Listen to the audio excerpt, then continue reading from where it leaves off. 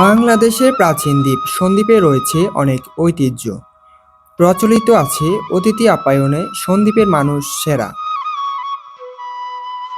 সন্দ্বীপের বিখ্যাত খাদ্য তালিকার মধ্যে রয়েছে মহিষের দুধ ও দই। মহিষের দধির স্বাদ নিতে সাগর পাড় দিয়ে অনেক পর্যটক এখন সন্দ্বীপে আসছে। এছাড়া সন্দ্বীপের মানুষের দুধের চাহিদার অধিকাংশই পূরণ করে মহিষের দুধ।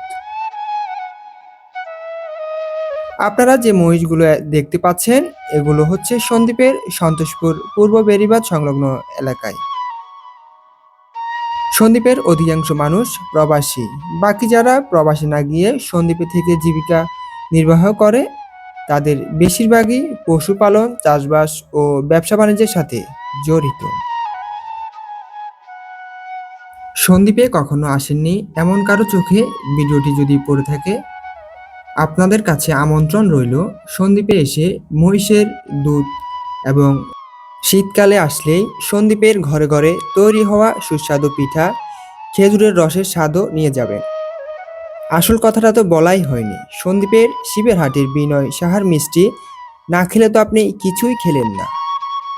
অন্তত একবার হলেও বাংলাদেশের প্রাচীনতম দ্বীপ সন্দ্বীপের অত্যন্ত প্রাকৃতিক গ্রাম্য পরিবেশ দেখে আসতে পারেন। জাহিদ হাসান, সন্দ্বীপ টেলিভিশন।